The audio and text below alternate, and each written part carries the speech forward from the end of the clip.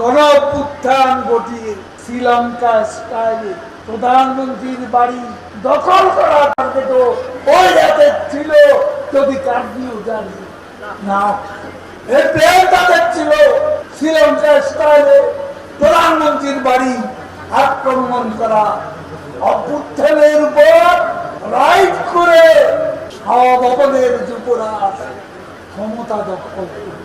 এটাই তো তাদের পরিকল্পনা।